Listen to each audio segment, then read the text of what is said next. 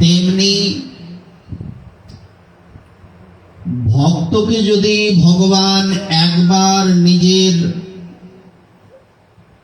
ভক্তির দ্বারা, কি বলছো, ভগবান ভক্তির দ্বারা ভক্তকে আবদ্ধ করেন, হ্যাঁ করেন বই কি। যেমনি ভক্ত ভগবানকে ভক্তির দ্বারা আবদ্ধ করেন, তেমনি ভগবানও ভক্তকে ওনার ভক্তির দ্বারা আবদ্ধ করেন। ভক্ত ভগবানকে ভক্তি করেন, ভগবান ভক্তকে ভক্তি করেন। আমি তোমাকে ভালোবাসি, তুমি আমাকে ভালোবাসো। ভগবান মানে এই নয় উনি উচ্চ আসনে বসে থাকবেন, উনি নিচে নামবেন কেন না, ইনিও নিচে নামেন। আমরা বহুবার পড়েছি, শুনেছি, নামে নামি নামে। নাম করলে যে নামি ভগবান, ইনি নেমে আসেন। শুধু নেমে আসেন না, নেমে এসেই ক্ষান্ত হন না, ইনি নেমে এসে ভক্তের চরণতলায় লুটুপুটি পর্যন্ত খান। সেই ধুলি মাখিয়া গেল নন্দের বেটা কানু, ধুলা মাখরে আনন্দ মনে, এই নাম ব্রজের ধুলা। বলবার তাৎপর্য, ভগবান আরো বললেন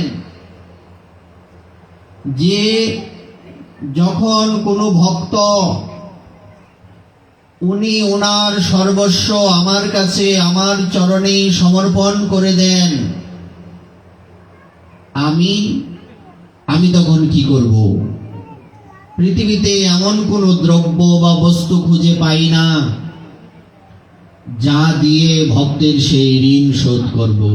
শেষে আমি কি করি জানো না, কি করো না, শেষে আমি সেই ভক্তের পিছনে পিছনে ধাবিত হই।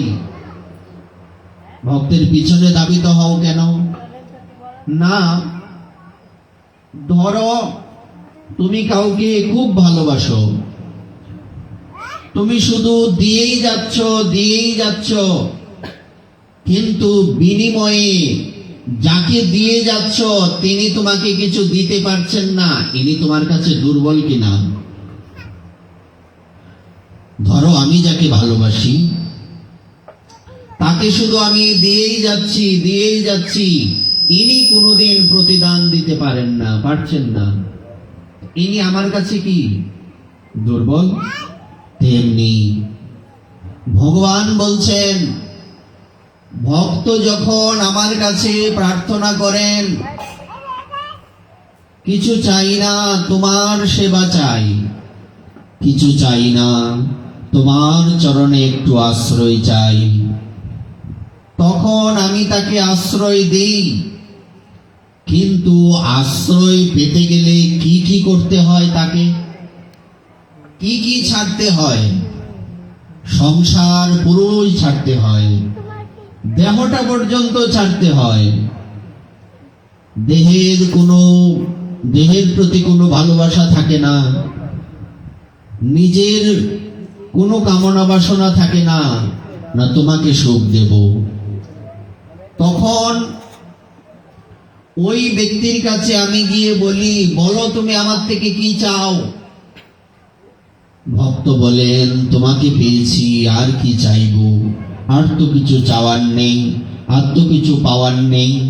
তোমাকে যখন পেয়ে গেছি, তোমাকে আমার হৃদয়ে নাগ পাশের মতো ভক্তি পাশের দ্বারা আবদ্ধ করে রাখবো। ভক্ত বলছেন, ভগবান বলছেন, দেখো তোমার সাথে আমার কিছু কথা আছে। হ্যাঁ প্রভু বলুন, কি কথা? কথা হচ্ছে এই যে তুমি আমাকে ভালোবাসো, তুমি আমার জন্য সব ত্যাগ করে দিয়েছ, আমি তো বিনিময়ে তোমাকে কিছু প্রতিদান দিতে পারছি না। দানের প্রতিদান দিতে হয়, সেটা দিতে পারছি না। এখন আমার ভেতরটা টাটাচ্ছে কিনা, ভেতরটা আমার দুর্বল কিনা, ভেতর কাঁপে কিনা, না আমি তোমাকে কিছু দিতে পারি না, কিছু তো আমার থেকে নাও। ভক্ত বলেন, কিছুই দেব না। মনে নাই সেই কথা? যেদিন সুদামা বিপ্র, যিনি কি করতেন, 5টি ঘর থেকে ভিক্ষা করতেন, যদি কোনোদিন ভিক্ষা না পাওয়া যেত, অভুক্ত থাকতেন, 6 নম্বর ঘরে যেতেন না, এটা ওনার নিত্য নিয়ম। 5টি ঘরে ভিক্ষার জন্য যেতেন, যদি কোনো ঘরে ভিক্ষা মিলত ব্যাস হরিবোল, নাও যদি মিলত তাও হরিবোল, অভুক্ত থাকতেন, জল খেয়ে থাকতেন। একদিন দেবী রুক্মিণী ভগবানকে বলছেন, এ তোমার ভক্ত এত কষ্ট করছে, তুমি কি করো, তাকে কিছু দিতে পারো না? গোবিন্দ কাঁদছেন আর বলছেন, রুক্মিণী তুমি বুঝবে না, এই সুদামাকে আমি কতবার দিতে চেয়েছি। যখন আমি প্রথম তার সাথে বন্ধুত্ব করলাম, সখ্যতা স্থাপন করলাম, সেদিনের কথা শোনো। আমি নিজে গিয়ে বলেছি, তুমি কি আমার বন্ধু হবে? আগে তোমার পরিচয় দাও, তুমি কে, তুমি কোথায় আর আমি কোথায়? তুমি রাজার ছেলে, একসময় মহারাজ হবে, আমি তো কোনোদিন মহারাজ হব না। আমি দরিদ্র ব্রাহ্মণ, দরিদ্র ব্রাহ্মণেই থাকবো, সমানে সমানে দোস্তি, হ্যাঁ নাকি? সমান সমানে বন্ধুত্ব হয়। তো তোমার সাথে আমার কোন দিক থেকে মিলে যে আমি তোমার সাথে বন্ধুত্ব করব? করলে ক্ষতি কি? ছোট বড় কি বন্ধুত্ব হয় না? তখন সুদামা বলছেন, দেখো এই কথা সত্য, ছোট বড় সকলের সাথে বন্ধুত্ব করা যায়, কিন্তু দেখো যদি তুমি আমার সাথে বন্ধুত্ব করো, তুমি আমাকে অনেক কিছু দিতে পারবে, তুমি রাজা, কিন্তু আমি দরিদ্র ব্রাহ্মণ, ভিখারি ব্রাহ্মণ, তোমাকে কি দেব? কথায় বলে, যদি তুমি আমাকে কিছু দাও, আমিও তোমাকে কিছু দেব, দিতে হবে, এটাই তো সিস্টেম। বন্ধুত্ব মানে কি? বিনিময়, বিনিময় থাকতে হবে কিনা? তা আমি তো তোমাকে বিনিময়ে কিছু দিতে পারবো না, আমি তোমার সাথে বন্ধুত্ব কেন করব? ভগবান তখন বলছেন, বন্ধুত্ব করবে না, কিন্তু আমার তো ইচ্ছে তুমি আমার বন্ধু হও। সুদামা তখন ভাবছিলেন, বারবার বলছে, তাকে ফিরিয়ে দেওয়া তো উচিত হবে না।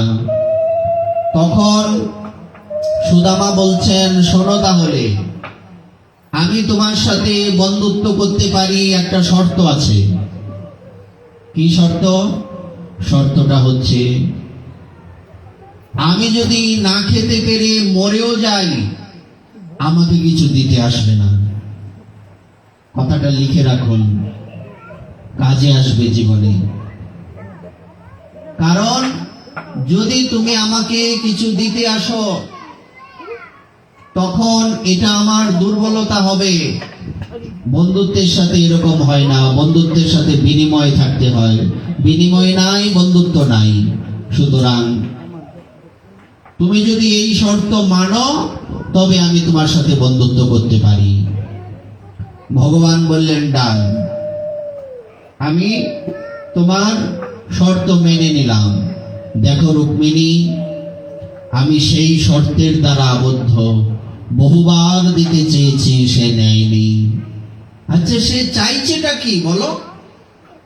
জীবনে একটা ভালো বিছানা নেই, একটা কাপড় পরে আছেন, 7-8 জায়গায় গিট্টু দেওয়া, স্ত্রীর ভরণ পোষণ করতে পারছেন না, ছেলে মেয়েদের খেতে দিতে পারছেন না, চাই কি তার? সে চাইছে কি তোমার থেকে? বলছে, সে কিছু চায় না, সে শুধু আমাকে চায়। এই পৃথিবীতেও সে আমাকে চায়, এই পৃথিবীর থেকে বিদায় নিয়ে সেখানে যেখানেই যাক, সে আমাকেই চায়। কি বলছো? এভাবে হয় নাকি? তখন গোবিন্দ বলছেন, দেখো এটাই তো আমার দুঃখ, আমি তাকে বিনিময়ে কিছু দিতে পারি না। তো যখন ভগবান বিনিময়ে কিছু দিতে পারেন না, তখন যাকে দিতে পারছেন না সেই ভক্তের পিছনে পিছনে ধাবিত হন। তখন আমি কি করি জানো না? কি করো? তখন আমি ওই ভক্ত যেখানে যেখানে ওনার চরণ স্থাপন করেন, ওখান থেকে চরণটা উঠানোর পর পিছনে পিছনে চুপি চুপি সেখান থেকে চরণ ধুলি আমি আমার অঙ্গে মাখি। এ কি বলছো? বলছে হ্যাঁ। তাও যদি আমার হৃদয়টা শান্ত হয়, একে বিনিময়ে কিছু দিতে পারি না, তার চরণ ধুলি তো আমি আমার অঙ্গে মাখছি। চিন্তা করুন তো। তো ভক্তের দ্বারা ভগবান আবদ্ধ হবেন না, তো কালাচোরার দ্বারা আবদ্ধ হবেন। ভক্তের দ্বারাই তো ইনি আবদ্ধ হবেন। কেননা ভক্ত তার জীবন যৌবন সর্বস্ব তোমার চরণে সপিয়া পড়েছি তোমারও ঘরে, সব সপে দিয়েছেন। তুমি তো ঠাকুর তোমার কুকুর বলিয়া জানো মরে। আরে তুমি তো ঠাকুর, আমি তোমার কুকুর। কুকুরকে লোকে কি করে? বাড়িতে থাকতে দেয়, কিছু খেতে দেয়। কখন খেতে দেয়? তো সেই ভক্ত নিজেকে কুকুর ভেবে ভগবানের থেকে চাইছেন, প্রার্থনা করছেন, বসিয়া শুইয়া তোমার চরণ চিন্তিব সতত আমি। আমি বসেও তোমার কথা চিন্তা করব, শুয়েও তোমার কথা চিন্তা করব। দেখুন না, মহাপ্রভু তো এই শিক্ষাই দিয়েছেন। কি শয়নে কি জাগরণে, কি শয়নে ভোজনে নিশি জাগরণে অহর্নিশি কৃষ্ণ চিন্তা করো। কৃষ্ণ কৃষ্ণ কৃষ্ণ কৃষ্ণ, রাধে রাধে রাধে রাধে, যার যার আরাধ্য নিতাই নিতাই নিতাই নিতাই, গৌর গৌর গৌর গৌর, যার যে আরাধ্য তার নাম স্মরণ করো। এই বসিয়া শুইয়া তোমার চরণ চিন্তিব সতত আমি। সতত মানে অল টাইম, সব সময়। নাচিতে নাচিতে নিকটে যাইব যখন ডাকিবে তুমি। যখন তুমি আমাকে ডাকবে, আমি নাচতে নাচতে তোমার নিকট যাব। এছাড়া যাব না, দূর থেকে দেখব। দূর থেকে কেবল চোখের জলে ও রাঙা পা ধোয়াইব। তোমার কাছে যাব না, আমি অপবিত্র কিনা। কুকুর স্পর্শ করলে তো স্নান করতে হয়, আমি তোমাকে স্পর্শ করব না, দূর থেকে দেখব। এক দৃষ্টিপাতে, অপলক দৃষ্টিপাতে কোনো দিকে তাকাবো না, শুধু তোমাকে দেখব, তোমাকে দেখব। কোনো পলক পড়বে না, তোমাকেই দেখতে থাকবো। আর বাকি সময় তুমি যখন ডাকবে, নাচতে নাচতে তোমার নিকটে যাব। আচ্ছা, যদি তোমার খিদে পায় কি করবে? আমি অপেক্ষা করব যখন আমার মনিব, আমার প্রভু, ওনার যখন সেবা হবে, সেবার পরে অবশিষ্ট যেই দ্রব্য সেগুলি যখন ফেলে দেওয়া হবে, সেই অধরামৃত আমি গ্রহণ করব। দেখুন তো কি প্রার্থনা করছেন। আমি আমার সর্বস্ব তোমাকে দিতে চাই। আমার দেহ, আমার মন, আমার প্রাণ, আমার বাক্য, আমার ধন সম্পত্তি, আমার যা কিছু আছে কেবল তোমারও লাগিয়া। আমার মাথা নত করে দাও হে তোমার চরণ ধুলার তলে। দেখুন কি প্রার্থনা করছেন। আমার সমগ্র অহংকার, আমার সবকিছু আমার চোখের জলে যেন ডুবে যায়, স্রোতে ভেসে যায়। আমার মধ্যে যাতে এই সমস্যা না থাকে, আমি তোমার চরণে আত্মনিবেদন করতে চাই। আত্মনিবেদন দুয়াপদে করি, হইল পরম সুখী। দুঃখ দূরে গেল, আজ চিন্তা না রহিল। আমি চৌদিকে আনন্দ দেখি, চতুর্দিকে কেবল আনন্দ আনন্দ আনন্দ। কোনো দুঃখ নেই, কোনো কষ্ট নেই, সে আনন্দ কি? ভগবত সেবা আনন্দ। কেন? ভগবানের সাথে যুক্ত যা কিছু আছে সব তো অমৃত। চরণের থেকে যেটা উৎপন্ন হয় চরণামৃত। ভগবানের কথা বচনামৃত, কথামৃত, সেবনামৃত। যে কোনো সেবা হোক, ঝাড়ু সেবা হোক, মাল্য সেবা, যে কোনো সেবা সেবনামৃত। সবই তো অমৃত, প্রসাদামৃত। মহাপ্রসাদে গোবিন্দে নাম ব্রহ্মণি বৈষ্ণবে প্রসাদামৃত, চরণামৃত, অধরামৃত, বচনামৃত, সেবনামৃত, সবই তো অমৃত। তো আমি আনন্দ দেখব নাকি কালাচোরা আনন্দ দেখবে? আমি কেবল মাত্র তোমার। তবই বাস্মি তবই বাস্মি ন জীবামি তয়া বিনা।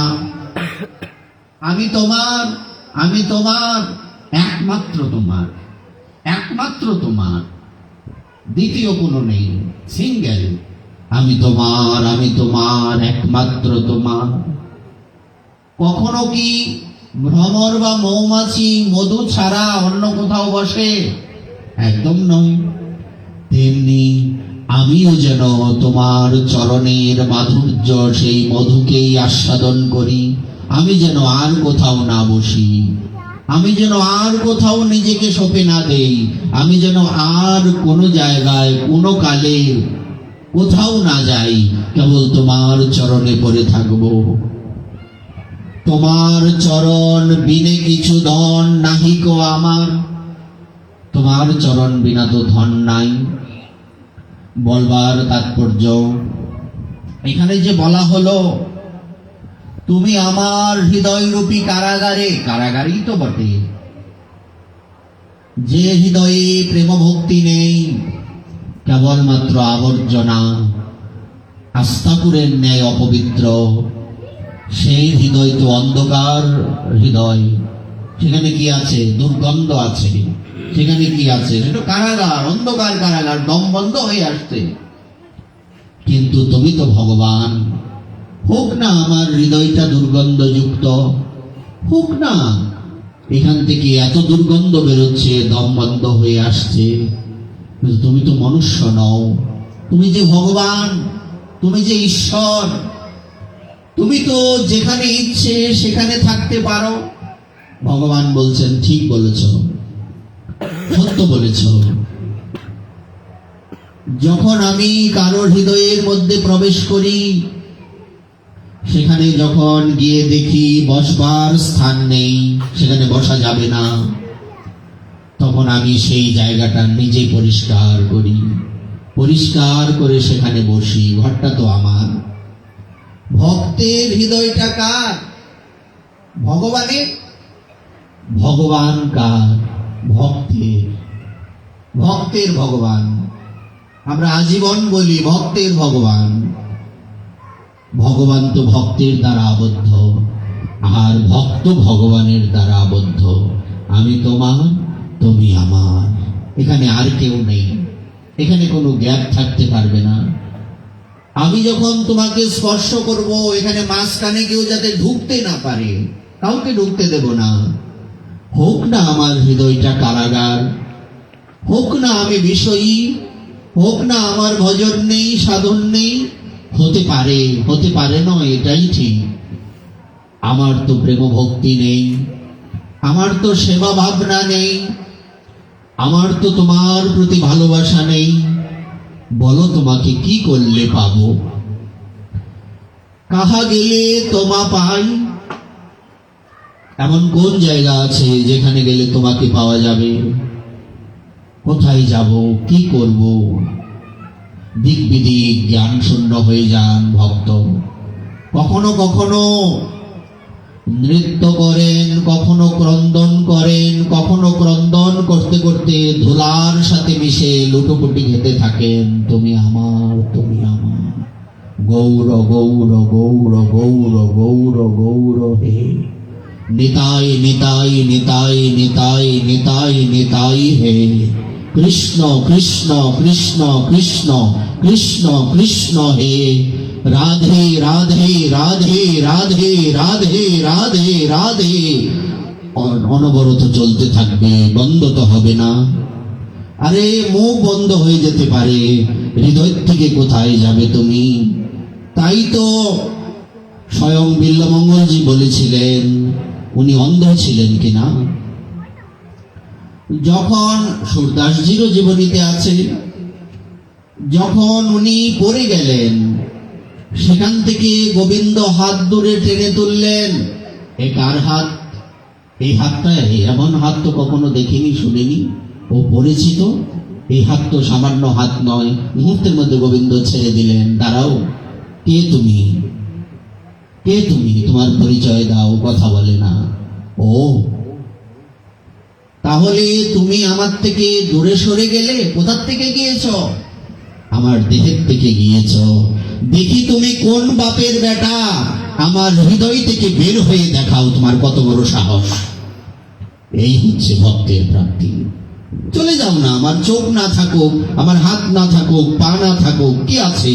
আমি কথা বলতে পারি না, কি আছে? কিন্তু আমার হৃদয় রূপী কারাগারে তোমাকে এমন ভাবে নিবদ্ধ করব, দেখি তুমি কোন বাপের বেটা। আমার এখান থেকে বেরিয়ে দেখাও। বলছিলাম, বীর পুরুষের জন্য ভজন, কাপুরুষদের জন্য ভজন নয়। হৃদয়টা যদি নির্মল গঙ্গা জলের মতো হয়, পবিত্র হয়, জিলাপির পেস যদি না থাকে, সেই হৃদয়েই তো গোবিন্দ আসবেন। লুব্ধ ভ্রমর যেন, ওই যে ভ্রমর কোনোদিন কস্মিন কালেও মধু ছাড়া অন্য কিছু তো বসবে না, অন্য কোনো কিছু তার দরকার নেই। কি দরকার? মধু দরকার। তেমনি ভক্তের কি দরকার? কিছু দরকার নেই, শুধু যদি তোমার চরণে থাকতে পারি। কিছুই তো দরকার নেই, যাতে তোমার চরণ বিনে কিছু ধন নাহিক আমার, এই কথা বলতে পারি। আর তো বলার কিছু নেই, আর তো চাওয়ার কিছু নেই। তোমাকে কি চেয়ে পাওয়া যায়? তোমাকে কি স্তুতি করে পাওয়া যায়? তোমাকে কি পাণ্ডিত্য দেখিয়ে পাওয়া যায়? না তো। তোমাকে পেতে গেলে একমাত্র ভক্তি, ভক্তি। তাই আমি তোমাকে ওই নাক পাশের ন্যায় ভক্তি পাশে আবদ্ধ করে রাখবো। ভাঙবে তবু মস্কাবে না। হে কৃষ্ণ, হে আমার সর্বস্ব চোর, শতকোটি প্রলয়াবসানেও হৃদয় কারাগার হতে তোমাকে মুক্ত করব না। পৃথিবী প্রলয় হয়ে যাক, কল্প ক্ষয় হয়ে যাক, মন্বন্তর চলে যাক, অনন্ত কোটি বিশ্ব ব্রহ্মাণ্ড জলের তলায় নিবদ্ধ হোক, নিমজ্জিত হোক, কিন্তু আমি তোমাকে ছাড়ছি না। তোমাকে ধরেছি অনন্তকাল তোমাকে আমার হৃদয়ের মধ্যে রেখে দেব। কোনোদিন তোমাকে ছাড়ছি না, ছাড়বো না, ছাড়ার প্রশ্নই ওঠে না। এই ভক্তের কামনা, এই ভক্তের প্রার্থনা। ওই দিন আমরা বলছিলাম, সিদ্ধ বাবা কি করতেন? উনি যখন গৌর নাম করতেন, আশেপাশের লোকেরা ভয় পেতেন। এই না বুঝি গলা ফেটে রক্ত বের হয়, ছিঁড়ে যায় গলা, এমন ভাবে গৌর নাম করতেন। আশেপাশের লোকেরা ভয় পেয়ে ধাক্কা দিতেন, এই বাবা বাবা। ইনি শুনতেন না, উনি আবদ্ধ নিবদ্ধ হয়ে গেছেন, ইনি তো এখানে নাই। তারপর এই রোগের ওষুধ কি? সবাই মিলে আরো উনার থেকে আরো জোরে সবাই মিলে গৌর নাম করতেন। গৌর গৌর গৌর গৌর গৌর গৌর গৌর গৌর গৌর, এইরকম নাম করতে করতে একটা সময় দেখা গেল বাবার সংগীত ফিরে এসছে। বলবার তাৎপর্য, তো প্রলয় হয়ে যাক, পৃথিবী উল্টে যাক, সমুদ্রের মধ্যে চন্দ্র খসে পড়ুক, সূর্যদেব অপ্রকট হয়ে যাক, কিন্তু আমি তোমাকে ছাড়ছি না, আমি তোমাকে ছাড়বো না। তোমাকে ধরেছি, আর ছাড়াছাড়ি নেই। হৃদয়ের সেই অতল তলে তোমাকে তলিয়ে রাখবো।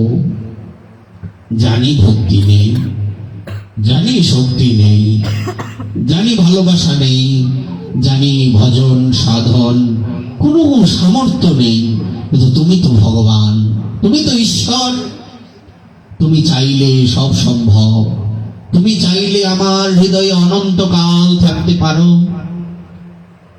দেখুন না, এক ভক্ত ভগবানের কাছে কি চাইছেন, ইনি প্রার্থনা জানাচ্ছেন প্রভু, ইনি আগে ভাবছেন এখন আমার প্রভু কোথায় আছেন, উনি বনে আছেন, বনবাসী, ভগবান রামচন্দ্রের ভক্ত, বনবাসী, 14 বৎসর বনে কাটাচ্ছেন। ভক্ত বলছেন প্রভু, তুমি যেহেতু বনে বিচরণ করছো, তোমাকে ঘরে তো আনা যাচ্ছে না, তুমি আমার হৃদয়রূপী বনে বিহার করো। হৃদয়টাকে বন বানিয়ে ফেলেছেন। তুমি আমার হৃদয়রূপী জঙ্গলে বনে বিহার করো, আমি এখানেই তোমাকে রাখবো। রাম রাম রাম রাম রাম রাম, যে যার আরাধ্য, ছাড়াছাড়ি নেই, নাম চলতে থাকবে। এই জন্য দেখবেন সাধুদের কুটিয়ার সামনে লেখা থাকবে নাম চলছে তো। প্রশ্ন করবেন নিজেকে সব সময়, নাম চলছে তো? প্রশ্ন করুন নিজেকে, প্রতিদিন প্রতিনিয়ত প্রশ্ন করে যাবেন, নাম চলছে তো? নাম ভুলে যাননি তো? নিজেকে প্রশ্ন করবেন। হরে কৃষ্ণ জিহ্বা নৃত্য করছে তো না ছেড়ে দিয়েছে? কৃষ্ণ কৃষ্ণ হরে হরে ছেড়ে দিয়েছে কিনা দেখতে হবে। এইভাবেই হরি নাম করে যেতে হবে, গৌর নাম করে যেতে হবে। তো আমাদের এই অষ্টকের আলোচনা আমরা যেদিকে অগ্রসর হচ্ছিলাম, চৌরাগ্রগণ্য পুরুষাষ্টকের কিঞ্চিত আমরা আজকে 19তম দিন আমরা বলে যাচ্ছি। আসলে এই তো সমুদ্র, কখনো কখনো সমুদ্রের গভীরতা মাপা যেতে পারে, কখনো কখনো তারকাগুলি গণনা করা যেতে পারে, কিন্তু আকাশেরও কোনো না কোনো সীমা থাকতে পারে। কিন্তু ভগবানের কথার সীমা পরিসীমা নেই। যত তলে যাবেন, ডুবিল নরোত্তম না জানে সাঁতার, দুহুরূপ সুন্দর রূপের কৃতিব তুলনা, কানু মরকত মণি রাই কাঁচা সোনা। দেখুন কত সুন্দর কথা বলছেন ঠাকুর মহাশয়। এতগুলি ভজন লিপিবদ্ধ করলেন, শেষের দিকে বললেন ডুবিল নরোত্তম না জানে সাঁতার, সাঁতার তো জানি না। তো এই কথা তো বলে শেষ করা যাবে না। আমাদের চৌরাগ্রগণ্য পুরুষাষ্টক অগ্রসর হয়েছেন এই পর্যন্ত। আজকে আমাদের কটিয়াদি পশ্চিম পাড়া শ্রী শ্রী লোকনাথ ব্রহ্মচারী বাবার আশ্রমে একটি বিশেষ দিন। আজকের এই দিনে শিবকল্প মহাযোগী লোকনাথ ব্রহ্মচারী বাবা দেহত্যাগ করেছিলেন। আমরা আগে বহুবার বলেছি, ভগবানের তিথি যেহেন পবিত্র, বৈষ্ণবের তিথি ওই রকমই পবিত্র। ভগবানের যেমনি করে আমরা তিথি পালন করি, আচ্ছা বৈষ্ণবের আবির্ভাব তিথি তো হয় না? খুঁজে দেখবেন তো, যদিও বাবার হয়, আমাদের করা হয়, কিন্তু বৈষ্ণবের মূলত কি তিথি? তিরোভাব তিথি। বৈষ্ণবের আবির্ভাব তিথি পালন হয় না দেহ ত্যাগ করার পর। কেন? মরণে হাসিবে তুমি, কাঁদিবে ভুবন। মৃত্যুটা কেমন হলো, এই হচ্ছে দেখার বিষয়। মৃত্যুটা হচ্ছে বিজয়। দেখুন হরিদাস ঠাকুরের দেহ ত্যাগ করার পর মহাপ্রভু কি বলেছিলেন সেদিন? হরিদাসের বিজয় উৎসব যে কইল দর্শন। শব্দটা কি বলছে? বিজয় উৎসব। এটা কেমন কথা? একজন লোক চলে গেলেন, এটা বিজয় উৎসব কি করে হয়? বলছে হ্যাঁ, আপনারাও যেদিন দেহত্যাগ করবেন সেটা আপনাদের জন্য বিজয় উৎসব হতে পারে, যদি আপনারা ভক্ত হয়ে দেহত্যাগ করতে পারেন, যদি ভগবানের নাম করতে করতে দেহত্যাগ করতে পারেন। তবে এই মৃত্যুটা কি হয়ে গেল? মৃত্যুটা তখন বিজয় হয়ে গেল। বিজয়। নীতির মতির মম, যেখানে ভগবান শ্রীকৃষ্ণ থাকেন। যত্র যোগেশ্বর কৃষ্ণ, ভগবদ্গীতার একদম 700 নম্বর শ্লোক। যত্র পার্থ ধনুর্ধর তত্র শ্রীর বিজয়র বিজয় ভূতির নীতির মতির মম, যেখানে ভগবান শ্রীকৃষ্ণ থাকেন, ভগবানের শুদ্ধ ভক্ত থাকেন, ওখানে কি থাকে? সৌন্দর্য থাকে, বিজয় থাকে, নীতি থাকে, ভক্তি থাকে, ভালোবাসা থাকে। বাকি সব জায়গায় উল্টো। নীতির মতির মম, এখানেই নীতি থাকে, অন্য কোথাও থাকে না। তো কথাটা কেন বলা? কারণ একজন সাধু যেদিন চলে যান, সেদিন উনি ভগবানের নাম করতে করতে চলে যান। ভগবান সেদিন দুহাত পেতে দাঁড়িয়ে থাকেন, কবে তোমার, ওই যে ভগবান ভক্ত যেমন বসে থাকেন, প্রভু কবে তোমাকে পাবো, ভগবানও দুহাত বাড়িয়ে দাঁড়িয়ে থাকেন। মহাপ্রভু দাঁড়িয়ে আছেন, দেখেছেন? এরকম দাঁড়িয়ে আছেন ধামেশ্বর মহাপ্রভু। কেন দাঁড়িয়ে আছেন? দুহাত পেতে কি চাইছেন? দুহাত বাড়িয়ে মহাপ্রভু এরকম আছেন, দেখেছেন কিনা? কেন দাঁড়িয়ে আছেন এরকম? দুহাত পেতে বলছেন, তুমি আমার, তুমি তো আমার, তুমি আমার কাছে আসো। ওই দিন ভক্ত আর ভগবানের মিলন হয়, তাই ওইটা বিজয় উৎসব। আবির্ভাবে এটা হয় না, তিরোভাবে হয়। কেন বিজয় উৎসব? ভক্ত ভগবানের মিলন। পৃথিবীর ইতিহাসে অনন্ত কোটি বিশ্ব ব্রহ্মাণ্ডের সর্বশ্রেষ্ঠ প্রাপ্তি কি? ভক্ত ভগবানের মিলন, আর কিছু নয়। তো ভক্ত ভগবানের মিলন ওই দিন হয় বলে তিরোভাব তিথির মহিমা বেশি। আমরা যদি বাবার জীবনী কিছুটা বর্ণনা করার চেষ্টা করি, পশ্চিম বাংলার 24 পরগনা জেলার কচুয়া নামে একখানি গ্রাম আছে। এই কচুয়াকে আবার কাকরা গ্রামও বলে। কচুয়া গ্রামে, সেখানে গ্রামটার একটা বৈশিষ্ট্য এখানে দেওয়া আছে। গ্রামখানি বসিরহাট মহকুমার অন্তর্গত। কলকাতা বসিরহাট আছে, সামান্য একটি গ্রাম হলেও বেশ শান্ত ও নির্জন পরিবেশ। অনেক সমৃদ্ধ পরিবারের বাস গ্রামখানিতে। সহজ সরল অনাড়ম্বর জীবনযাত্রা গ্রামবাসীগণের। এই বিষয়টা একটু ফলো করতে হবে। শব্দটা কি? অনাড়ম্বর। এটার অর্থ কি? যার জীবনটা আড়ম্বরপূর্ণ, তার জীবনে তার যে লক্ষ্য, তার যথার্থ লক্ষ্য নেই। আড়ম্বরপূর্ণ জীবন, বিষয়পূর্ণ জীবন, ভোগ বিলাসের জীবন, একে বলে আড়ম্বরপূর্ণ জীবন। আর অনাড়ম্বর, কোনো লোক দেখানো কিছু নেই, কেবলমাত্র নিজেকে লুকিয়ে গুপ্ত রেখে। কোনো গাছের মধ্যে আম পেকে আছে, যদি কারো দৃষ্টিপথে উদিত হয়, মুহূর্তের মধ্যে ঢিল মারা আরম্ভ হয়। কিন্তু যে আমটা পাতার ভেতরে লুকিয়ে আছে, দেখা যায় কি, কিরে সব আম পেরে নিলাম, এটাই এই মাঝখানে কোথা থেকে এলো? যে লুকিয়ে ছিল না। তো যত আড়ম্বর করবেন, লোক দেখানো, কিচ্ছুই নাই এতে।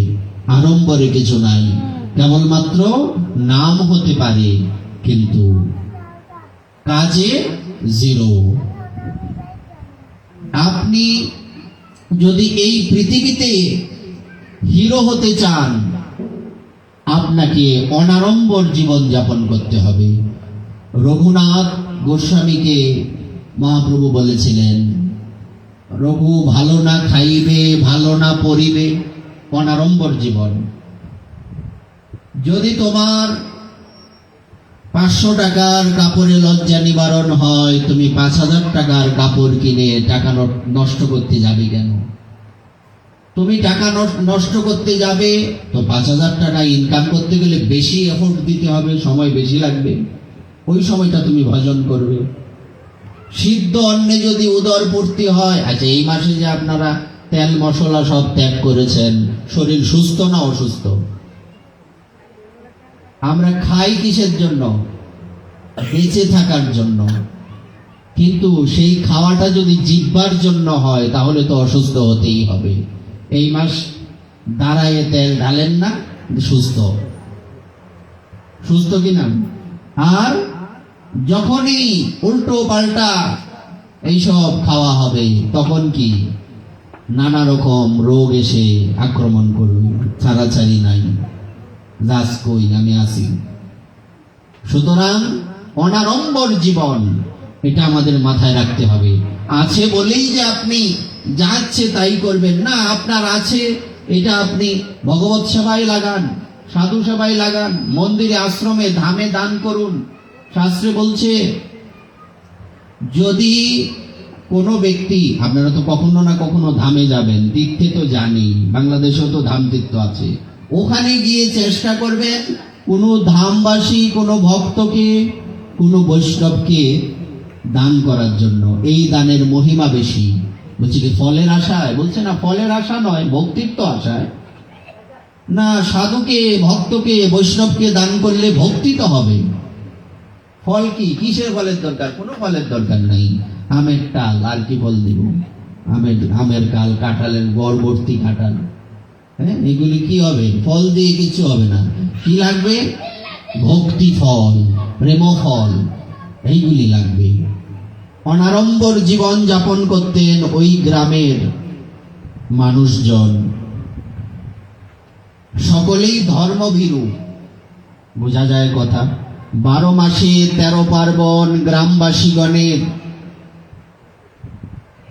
লেগেই আছে। সারাদিন কাজকর্মের শেষে গ্রামবাসীরা এক জায়গায় জড়ো হয়ে খোল করতাল বাজিয়ে হরিনাম সংকীর্তন করে। দেখুন না, এইসব গ্রামে সাধু আসবেন না, কোন গ্রামে আসবেন সাধু? কোথায় আসবেন সাধু? সারাদিন কাজকর্ম করে সব ভক্তগণ একসাথে মিলিত হয়ে কি করেন? খোল করতাল সহযোগে হরিনাম করেন, হরে কৃষ্ণ হরে কৃষ্ণ। দেখুন, সারা গ্রাম মুখরিত হয়ে উঠে হরিনামে। হরিনামের ধ্বনিতে হৃদয় কম্পিত হয় প্রেমে, শরীর পুলকিত হয়, আনন্দের অতিশয্যে নৃত্য করতে মন চায়। এই গ্রামেই বাস করেন রামকানাই ঘোষাল। এই গ্রামে বাস করেন কোথায়? ওই যে কচুয়া বা কাকরা, ওখানেই বাস করেন। ছেলেবেলা থেকেই রামকানাই ধর্মপরায়ণ। কথাটা বারবার আসে, আম গাছেই আম হয়, সূত্রা গাছে আম হয় না। কথাটা মুখস্থ থাকা ভালো। এই যে দেখুন, সামনেই পাবেন। ছেলেবেলা থেকেই রামকানাই কি ধর্মপরায়ণ, ভক্ত, সাধু। ঈশ্বরে অচলা ভক্তি তার। সন্ধ্যান্নিক পূজা পাঠে সময় কাটে তার। তাছাড়া গুপ্তভাবে সবার অলক্ষ্যে ঈশ্বরের ধ্যানে মগ্ন থাকেন। একটু আগে বলেছি, যত লুকিয়ে থাকবেন ঢিল মারলেও খুঁজে পাবে না, পাতার ভেতরে লুকিয়ে আছে। তিনি ঘন্টার পর ঘন্টা ভজন করতে থাকেন। কে, কার কথা বলছে? রামকানাই ঘোষাল, বাবার যিনি পিতা। পৈতৃক সম্পত্তির আয়েই তার নির্বাহ হয় সরল অনাড়ম্বর জীবনযাত্রা। আবার বলছে কিন্তু শব্দটা দুবার উচ্চারণ করছে, অনাড়ম্বর জীবন। পুত্রের মতিগতির কথা চিন্তা করে রামকানাইয়ের পিতা পুত্রের বিবাহ দিলেন পরমা সুন্দরী, পরম পবিত্র ও মমতার এক অপরূপ মাতৃমূর্তি শ্রীমতী কমলা দেবীর সঙ্গে। দেখুন, দুজনকে দেখে মনে হতো এই যেন একাদশে বৃহস্পতি, রাজ ঝোটক। কথায় বলে কিনা? সংসারের নিগুড় বন্ধনে আবদ্ধ হলেন বটে রামকানাই, কিন্তু তিনি তার লক্ষ্য পথ ভ্রষ্ট হলেন না। মনটা কোথায় পড়ে থাকে? সেই গোবিন্দের চরণে পড়ে থাকে। এক চিত্তে তিনি গুপ্তভাবে সাধনা করতে লাগলেন। উপযুক্ত সহধর্মিণী রূপে কমলা দেবী স্বামীর সাধনায় সাহায্য করতে লাগলেন। স্বামীর কথাই ছিল তার কাছে বেদ বাক্য। যেমনি স্বামী তেমনি স্ত্রী, একেই তো বলে রাজঝোটক। পর দুঃখ কাতরা এ মহীয়সীর নারী কারো দুঃখ দেখলে ব্যাকুল হয়ে উঠতেন। দেবসেবা, স্বামী সেবা, বারব্রত এবং অতিথি সৎকার ইত্যাদি নিয়েই তিনি ব্যস্ত থাকতেন। দেখুন, বিবাহের কিছুদিন পরে একদিন রামকানাই স্ত্রীকে একান্তে ডেকে বললেন, দেখো এই সংসার আর যা কিছু দেখছ সবই সেই ঈশ্বরের মায়া। কে বলছেন এই কথা? তখনও বাবা লোকনাথের জন্ম হয়নি, সবেমাত্র বিয়ে হয়েছে, কিছু কাল হলো। দুর্লভ মানব জীবন লাভ করে সংসারে এসে কি করতে পারলাম, এই আক্ষেপটা থাকতে হবে। তাই তো ভক্ত বলছেন, প্রভু আমার জীবনে কোনোদিন কিছু মনে থাক আর না থাক, আমার একটা কথা যেন মনে থাকে, আমি তোমাকে আমার ঘরে আনতে পারলাম না। এই ঘরটা কোথায়? ভক্তগণ হৃদয় মন্দিরে তোমাকে বসা, কিন্তু আমি আমার হৃদয়রূপী ঘরে তো তোমাকে বসাতে পারলাম না, জায়গা দিতে পারলাম না। এখানে কত কিছু জায়গা দেওয়া, কত বিষয়, কত আশয়, কত স্ত্রী পুত্র পরিজন, কিন্তু তোমাকে তো রাখতে পারলাম না। এই দুঃখ থাকতে হবে, এই খিদে থাকতে হবে না। বসাতে পারিনি তাতে কি, একদিন ঠিক পারবো, চেষ্টা করে যাও। গোবিন্দ আসবেন, উনি আসতে বাধ্য, উনি আসার জন্য ব্যাকুল। আরে আপনি আমি উনাকে কি ডাকবো? ইনি আমাদের ডাকেন, ইনি আমাদের ভজেন। শুধু কান পেতে নীরবে শুনতে থাকুন, ইনি আপনাকে ডাকছেন। বিষয়ে কেন পড়ে থাকবে? আমার চরণে আসো, আমার কাছে আসো। আর তো কোথাও যাওয়ার জায়গা নেই। কোথায় যাবে? যেখানে যাবে সেখানেই বিপদ। যাকেই ভালোবাসবে সে তোমাকে ধোঁকা দেবে। আমাকে ভালোবাসো, আমি তোমাকে ধোঁকা দেব না, বিশ্বাস করো। ভক্ত যদি বলেন, প্রভু যার একবার চুন খেয়ে মুখ পুড়েছে, দই দেখলেও তার ভয় লাগে, তোমাকে ভালোবেসে আবার ঠকে যাব না তো? ভগবান তাই বারবার বলছেন, অর্জুনকে বলছেন, অর্জুন আমি বলবো না, তুমি আমার হয়ে জগৎকে প্রতিজ্ঞা করে শুনিয়ে দাও, নবে ভক্ত প্রণশ্যতি। পৃথিবীর সব বিনাশ হয়ে যাবে, কিন্তু আমার ভক্তের কোনোদিন বিনাশ হবে না। ভক্তের বিনাশ নাই। বলবার তাৎপর্য এই যে কি করলাম, আক্ষেপ, কার আক্ষেপ? রামকানাই ঘোষালের স্ত্রীকে, কমলা দেবীকে ডেকে এনে, জীবনে তো কিছু করা হলো না, কি করলাম জীবনে? এই দেহটা তো নশ্বর, একদিন নষ্ট হয়ে যাবে, এর কি কোনো মূল্য আছে? কখন যে আয়ু শেষ হয়ে পরপারের ডাক আসবে কেউ বলতে পারে না। স্বামীর কথা শুনে কমলা দেবী কোনো উত্তর দিতে পারলেন না, শুধু চেয়ে রইলেন স্বামীর মুখের দিকে, আর চিন্তা করতে লাগলেন, স্বামী তো তার সত্য কথাই বলছেন, এর মধ্যে তো বিন্দুমাত্র মিথ্যা নেই। রামকানাই কিছুক্ষণ থেমে বলতে লাগলেন, দেখো শাস্ত্রে আছে, যদি পরিবারের কোনো একজন গার্হস্থ্য জীবনের ভোগের পথ ত্যাগ করে ত্যাগ ও তিতিক্ষাময় ঈশ্বর লাভের পথ গ্রহণ করে, তাহলে পরম করুণাময় ঈশ্বরের কৃপায় তাদের 3 কুল উদ্ধার হয়। 3 কুল বলতে 3 কুল, ভাগবত বললেন 21 কুল, 21 কুল। চিন্তা করতে পারেন, 21 কুল। এই জন্যই তো আমি কালকে বলছিলাম, দেখুন তো এগুলি একবার দেখে দেখে পড়ছি, এটা আমার কথা নয়, বাবাকে যিনি জন্ম দিয়েছেন ইনার মুখের কথা, স্বয়ং ভগবান ঈশ্বর উনার মুখের কথা, ভগবান নিজে বলেছেন এইসব কথা। স্বয়ং ভগবান নৃসিংহদেব বলেছেন প্রহ্লাদকে 21 কুল উদ্ধার হবে।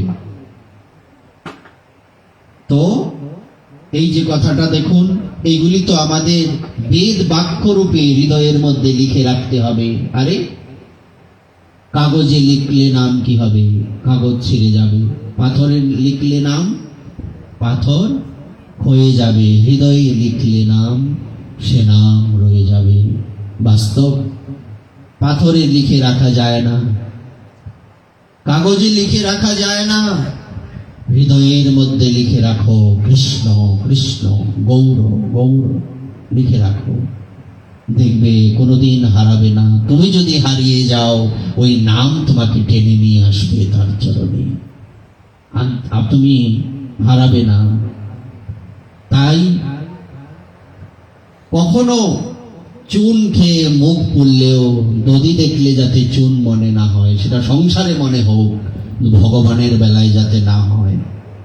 তাই তোমাকে অনুরোধ করছি, স্বামী স্ত্রীকে কি করছেন?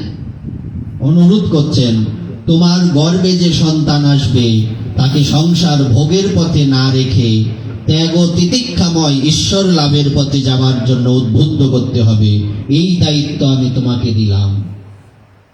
দেখুন তো, কালকে আমরা এসব বলিনি, বলেছি কিনা? এই দায়িত্ব আমাদের সকলের। যদি তুমি ত্যাগী হতে না পারো, সাধু হতে না পারো, তোমার সন্তানকে সাধু বানাও, তোমার কথা লোক মনে রাখবে। কোথাকার কোন রামকানাই ঘোষাল, তাকে কে মনে রাখতো? কিন্তু ওনার সন্তান পৃথিবী বিশ্ব বিজয় করেছেন, যেই কারণে, সেই পুত্রের কারণে, সেই সন্তানের কারণে আজকে তার মাতা পিতাকে আমরাও প্রণাম করি, সম্মান করি, প্রতিনিয়ত ওনাদের কথা স্মরণ করি। এ সামান্য বিষয় নয়। অনেক লোভ তো থাকে লোকে, সব লোভের তো একটা সীমা থাকে, সব লোভ তো একদিন নষ্ট হবে, তোমার জিহ্বার স্বাদ নষ্ট হবে। কিন্তু যদি তোমার কৃষ্ণ ভক্তি লাভের লোভ থাকে, যদি তোমার কৃষ্ণ ভক্ত তৈরি করার লোভ থাকে, তবে জীবনে কোনোদিন ঠকবে না। এই স্বাদ নষ্ট হবার নয়, এই জিহ্বার স্বাদ নয়, সে নাম রয়ে যাবে। এই হৃদয়ের স্বাদ, হৃদয়ের হৃদয়াদিশ, সেই হৃদয় চৈতন্য, শ্রীকৃষ্ণ চৈতন্য, ওনাকে বসানো। এই দায়িত্ব আমি তোমাকে দিলাম। বলবার অর্থ হচ্ছে, না আমি তো সাধু হতে পারলাম না, মা বাবা জোর করে বিয়ে করে দিয়েছেন। বিষয়টা এরকম পেলেন কিনা আপনারা? যখন দেখলেন ছেলের মতিগতি ঠিক নেই, রামকানাই ঘোষালের মাতা পিতা ওনাকে বিয়ে করিয়ে দিলেন। বিষয়টা এরকম হলো কিনা? তো এইবার ইনার আক্ষেপটা হচ্ছে, আমি তো কিছু করতে পারলাম না, সাধু হওয়ার ইচ্ছা ছিল, হতে পারলাম না।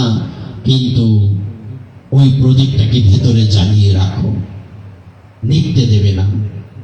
এই প্রাণা কমলা দেবী স্বামীর কথাগুলি শুনলেন মন দিয়ে, তারপর বললেন, বেশ তো, তোমার যখন ইচ্ছে তাই হবে। আমি তো কোনোদিন তোমার ইচ্ছার বিরুদ্ধে কোনো কাজ করিনি, প্রতিব্রতা রমণীর ধর্ম। তাছাড়া আমার পুত্রের জন্য যদি কুল উজ্জ্বল হয়, বংশ যদি উজ্জ্বল হয়, সে তো আনন্দের কথা। রামকানাই স্ত্রীর স্বীকৃতি পেয়ে আনন্দিত হলেন। এরপর ঘটনা চলতে লাগলো, একে একে 1, 2, 3 এরকম 3টি সন্তান জন্মালো। রামকানাই ঘোষালের ইচ্ছা ছেলে সাধু হোক, কিন্তু মা তো মায়ায় জড়িয়ে গেছেন। কথা দিয়েছেন ছেলেকে সাধু বানাবেন, কিন্তু মা মায়ায় জড়িয়ে গেছেন। রামকানাই ব্যাকুল হয়ে পড়েছেন। তবে কি তার ইচ্ছে পূর্ণ হবে না? দিবারাত্র ঈশ্বরের কাছে জানান ব্যাকুল প্রার্থনা। ভক্তির প্রার্থনায় করুণাময় ঈশ্বরের আসন টলে উঠে ভক্তের প্রার্থনা পূরণ করতে তিনিও ব্যাকুল হয়ে পড়েন, কারণ তিনি যে ভক্তবৎসল। বারবার প্রার্থনা করছেন, প্রভু আমাকে রাস্তা দেখান, আমি সাধু হতে পারিনি, 3টা ছেলে হলো তাও তাদের সাধু বানাতে পারিনি, কি করা যায় বলুন? আমার তো বড় ইচ্ছে আমার একটা সন্তান সাধু হবে। বাংলা 1137 সন 1730 খ্রিস্টাব্দ, সেদিন ছিল শুভ জন্মাষ্টমী তিথি। দাপর যুগে এই তিথিতে কংস কারাগারে জন্মগ্রহণ করেছিলেন এক পূর্ণ পুরুষ শ্রীকৃষ্ণ, যিনি আবির্ভূত হয়ে অত্যাচারীদের ধ্বংস করেছিলেন। পরিত্রাণায় সাধুনাম বিনাশায় চ দুষ্কৃতাম ধর্ম সংস্থাপনার্থায় সম্ভবামি যুগে যুগে।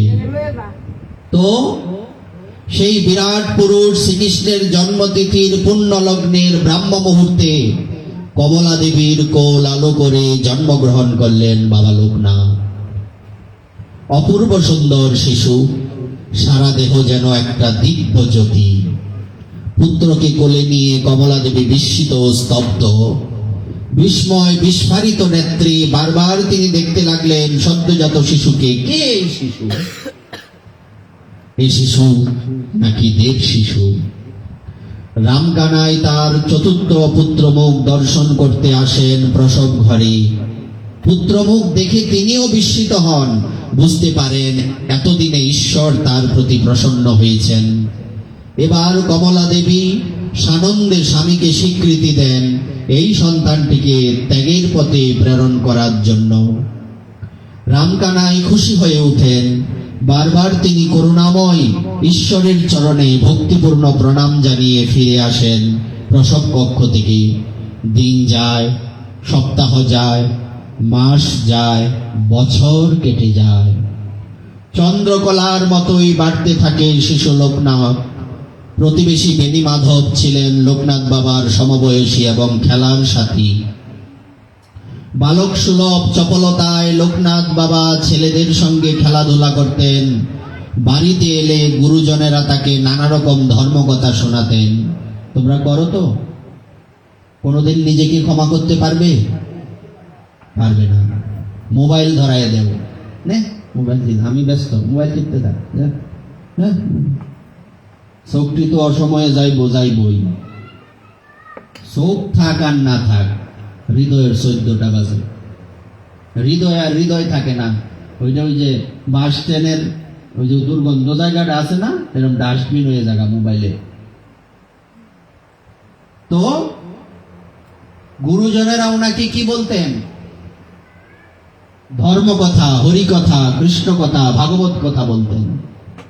এই জন্যই তো উনি সাধু হয়েছেন। এইভাবে আস্তে আস্তে দেখা গেল কি 11 বৎসর যখন পূর্ণ হলো, বাবা লোকনাথের উপনয়ন হবে। সেদিন ভগবান গাঙ্গুলির হাতে সমর্পণ করে দিয়েছিলেন সেই শিশুকে। শিশুই তো বটে, সে বালক, ছোট 11 বৎসর তুলে দিলেন। ভগবান গাঙ্গুলি বলেছেন আমি তাকে গ্রহণ করব, কিন্তু আজীবনের জন্য আমার হাতে দিয়ে দিতে হবে, আমি যা বলবো তা মানতে হবে, নতুবা আমি তাকে দীক্ষা দেব না। মামার বাড়ির আবদার, গেলাম কানে কানে ফিসফিস, মাসে মাসে চান্দাবি, এইসব দীক্ষার কোনো বেল নাই। দীক্ষা নিয়ে কি করছো? গুরুদেবের ডুবাইতেছ। ভজন নাই, সাধন নাই, অকাদ্য কুকাদ্য খায়া গুরুদেব ডুববো, শিষ্য ডুববো। এরকম শিষ্য দিয়ে লাভ কি? দুষ্ট গরুর থেকে শূন্য গোয়াল ভালো। ভগবান গাঙ্গুলি 11 বৎসরের ছেলের উপর এত বড় দায়িত্ব। তাকেও বলা হয়েছে তুমি কি আমার সাথে সারা জীবনের জন্য যেতে পারবে? মা বাবার জন্য মন কাঁদবে না তো? বলছে একদমই না। 11 বৎসর বয়সে উপনয়নের পর লোকনাথ বাবা চলে যাবেন। বেণী মাধব সেও বলছে যে না, আমিও চলে যাব। মা বাবা দেবেন না, কিন্তু তার সংকল্পের কাছে মা বাবা দিতে বাধ্য হয়েছেন। তারপর সবই সকলের জানা, বলতে গেলে অনেক সময়ের ব্যাপার। এইভাবেই বাবা নানা রকম ভাবে ভজন সাধন করে পৃথিবী পরিভ্রমণ করে, মক্কায়ও গিয়েছিলেন, মদিনায়। পৃথিবী পরিভ্রমণ করে বারোদিতে এলেন। বারোদিতে এসে সেখানে কি হলো? উনি কত ভক্তদের যে ইচ্ছেকে পূর্ণ করেছিলেন, কত ভক্তদেরকে কৃপা করেছিলেন, তার কোনো ইয়ত্তা নেই। এ সকলেরই প্রায় মুখস্থ। তো বলার কি তাৎপর্য? বলবার তাৎপর্য হচ্ছে দিন যেতে লাগলো, সারা জীবনের জন্য তো কেউ আসে না। এই পৃথিবীতে কেউ যখন আসেন তখন তাকে যেতেই হবে, যাওয়ার জন্য অপেক্ষা। বাবা কত বৎসর জীবিত ছিলেন? 160 বৎসর। মনে আছে তো? একটা দুর্ঘটনা হয়েছিল, আদালতে মামলা হয়েছিল, বাবাকে সাক্ষী মানা হলো। তখন কোর্টে ম্যাজিস্ট্রেট বলছেন, আপনার বয়স কত? 150। 150 বছর বয়সী ব্যক্তি চোখে দেখেন, এত দূর আপনি কিভাবে দেখলেন? তিনি জানালা দিয়ে দেখিয়েছিলেন, ওই গাছটা দেখতে পাচ্ছ? বলছে আচ্ছা দেখতে পাচ্ছি, তোমাদের চোখ তো আমার থেকে ভালো, দেখো না দেখতে পাও কিনা। তো এটা কেন দেখাচ্ছেন? গিয়ে দেখো এক ঝাঁক পিঁপড়ে উপরে উঠছে, আরেক ঝাঁক নিচে নামছে। যেই কথা সেই কাজ, আর কোনো সাক্ষীর দরকার পড়লো না, কথা বলার দরকার পড়লো না। ম্যাজিস্ট্রেট লিখে দিলেন, না, বাবা যেটা বলেছেন সেটাই ঠিক। বাংলা 1297 সাল, বাবার বয়স তখন 160 বৎসর। মহাপ্রয়াণের সময়ও এগিয়ে আসে, দেহের প্রতি খেয়াল নেই বাবার। সাধুর কি দেহের প্রতি খেয়াল থাকে? একটা মার যাইতেছে, সাবানটা দিই না, গন্ধ, শরীরের গন্ধ, বড় বড় মুখ, কেমনে কি আর কত গোসাই কবে দামোদর ব্রত কবে শেষ? কিষানের কথা মনে হয়, বলছি কিষান আমরা, হ্যাঁ গোসাই দামোদর মাস শেষ কবে? কি গো, তো শেষের কথা কাটো উঠতাম, মনে আছে? তো বলবার তাৎপর্য, যিনি ভক্ত হবেন ওনার দেহের প্রতি কোনো টান বা আকর্ষণ থাকবে না। ভালো ভালো পোশাক, ভালো ভালো খাবার, দামি সাবান, কম দামি সাবান দেওয়া হবে না। দামি সাবান, হ্যাঁ, অনেক কত কিছু, দামি সাবান নিয়ে এসে বিদেশ থেকে, দামি সাবান, এরকম আর কি। তো এইরকম যা না হলেই নয় তা গ্রহণ করা। কেউ ভোগ করলে তাতে ক্ষতি নাই, ভোগ করতে থাকেন, কিন্তু ভোগেরও তো একটা সীমা থাকে। সীমা তো নাই, সীমা বাপের বাড়ি। এইবার তারপর বাবা পূর্ণ সমাধিতে মগ্ন হয়ে থাকেন, ভক্তগণ উদ্বিগ্ন হয়ে পড়েন। তার সমাধি মগ্ন দিব্য দেহের প্রতি উৎসুক ভাবে চেয়ে থাকেন ভক্তগণ, এবং শিষ্যগণ সবাই ভাবেন, তাহলে বাবা কি আমাদের ছেড়ে চলে যাবেন? এইভাবে দিন যেতে লাগলো। ক্রমে ক্রমে বাবার মহাপ্রয়াণের লগ্ন এগিয়ে আসতে থাকে। ভক্তদের কাছে তিনি ঘোষণা করেন, ওরে, আগামী 19শে জ্যৈষ্ঠ আমি এই নশ্বর দেহটা ত্যাগ করব, আমার দেহটাকে আগুনে পুড়িয়ে দিবি। জয় রাধে। বাবা কথাগুলি বলে গেলেন নির্বিকার চিত্তে, স্বাভাবিকভাবে বলে গেলেন, কোনো দুঃখ নেই, কোনো উদ্বিগ্নতা নেই, বলে গেলেন, নর্মাল কথা বলছেন। কিন্তু ভক্তদের কাছে বাবার এই কটি কথা যেন বিনামেঘে বজ্রপাতের মতোই শোনায়। যেদিন থেকে তারা মহাপুরুষের আশ্রয় পেয়েছেন, সেদিন থেকে তাদের জীবন প্রবাহ গতানুগতিক পথ ত্যাগ করে এক নতুন পথে পরিচালিত হয়েছে। গৃহী ভক্তগণ ভাবেন, তাদের গৃহস্থ জীবনের সংঘাতময় বন্ধুর পথে সব কষ্টই এই মহাপুরুষের দয়ায় দূর হয়েছে। বাবাই তাদের দুঃখের সাথী, বাবাই তাদের একমাত্র ভরসা, আধার পথের দিশারি। সবাই দুঃখ করছেন, দিন যেতে লাগলো। এইভাবে একদিন দুদিন করে কেটে যেতে থাকে সময়।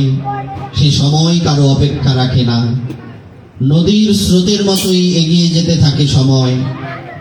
ভক্তগণ উদ্গ্রীব হয়ে প্রহর গুনতে থাকে। আমরা বাড়ির যাইবার প্রহর গুনতাছি, ঘড়ি দেখতাছি, তো ভক্তগণ কিসের প্রহর গুনে? বাড়ির যাও নেই। আজকে যেহেতু আমাদের আলোচনা কয়টা? 2টা। নিত্যদিনের আলোচনাটাও তো করা উচিত, করতে হবে, তাই করা। আর বাবার কথা বলতে হবে না আজকে বিশেষভাবে। আচ্ছা, তো এইভাবে যখন দিন যেতে লাগলো, 19শে জ্যৈষ্ঠ সকালে উঠেই ভক্তগণ বিস্মিত হয়ে যান। আকাশে মেঘের নামগন্ধ নেই, পূর্ব দিক চক্রবালে ধীরে ধীরে উদিত হচ্ছেন সূর্যদেব। উনি বলেছিলেন, আমি চলে যাওয়ার সময় কি হবে, আকাশে কি দেখা যাবে, মেঘ। কিন্তু দেখা গেল কোনো মেঘ কিছু নেই। অরুণ কিরণোচ্ছটায় চারদিক উদ্ভাসিত হয়ে উঠেছে। ক্রমে ক্রমে সূর্যদেব তেজদীপ্ত হয়ে প্রকট হলেন আকাশে মহাপ্রয়াণের বার্তা ঘোষণা করতে। আশ্রম দেখতে দেখতে লোকারণ্য হয়ে উঠল। দূর দূরান্ত থেকে আবাল বৃদ্ধ নরনারী ছুটে এসেছে তাদের প্রাণের দেবতাকে শেষ দর্শন করতে, শেষ শ্রদ্ধাঞ্জলি দিতে তার চরণে। সবার চোখে মুখে ফুটে উঠেছে আসন্ন বিরহের গভীর বেদনা। বাবা আসন ত্যাগ করে আশ্রমের বারান্দায় এসে বসলেন। অগণিত ভক্ত তাকে প্রণাম জানালো। বাবা স্নিগ্ধ মধুর হেসে সকলকে প্রসাদ গ্রহণ করতে বললেন, কারণ তিনি তো জানেন আর কিছুক্ষণের মধ্যেই তিনি তার পার্থিব দেহ ত্যাগ করে অমৃতের পথে যাত্রা করবেন। তার বিরহে ভক্তগণ হবে শোকাকুল করলেন। ভক্তরা বাবার নির্দেশে প্রসাদ গ্রহণ করলেন। আহার পর্ব শেষ হবার পর বাবা ফিরে গিয়ে তার ঘরে আসনে বসলেন। ভক্তরা সারা ভারতে শোকের ছায়া নেমে আসে। আবাল বৃদ্ধ বনিতা অশ্রু বিসর্জন করতে থাকেন। বাবার দিব্য দেহটি আনা হয় আশ্রমের প্রাঙ্গণে। তার শেষ নির্দেশ অনুযায়ী সাজানো হয় চন্দন কাঠের চিতাসজ্জা। তার উপর বাবার যোগসিদ্ধ দেহটিকে শয়ন করান ভক্তগণ। অশ্রু বরিশনে শেষ শ্রদ্ধার্ঘ্য দেয় সকলে বাবার চরণে। অগণিত জনগণের কণ্ঠে ধ্বনিত হয় বাবার জয়ধ্বনি। সেই গম্ভীর জয়ধ্বনি আকাশ বাতাস মুখরিত করে তোলে। চিতায় অগ্নি সংযোগ করা হয়। দেখতে দেখতে লেলিহান শিখা বিস্তার করে সর্বগ্রাসী ক্ষুধা নিয়ে জ্বলে ওঠে রব্বাত নামক চিতাগ্নি। অল্প সময়ের মধ্যেই এই অলৌকিক শক্তি সম্পন্ন মহাতামসের নশ্বর শরীর ভস্মীভূত হয়ে যায়। বাবার অবিনাশী সূক্ষ্মদেহী আত্মা সূর্য রশ্মি অবলম্বন করে চলে যায় সূর্যলোকের পরপারে। আর রক্ত মাংসে গড়া নশ্বর পঞ্চভৌতিক দেহটা পঞ্চভূতে মিশে যায়। বাবার দীর্ঘ 160 বৎসরের অলৌকিক জীবনের সমাপ্তি হয়। আজ তিনি তার পার্থিব স্থূল শরীরে আমাদের মাঝে নেই, কিন্তু তার ভক্তগণের হৃদয়ে তিনি চির জাগ্রত। ওম শান্তি, ওম শান্তি, ওম শান্তি।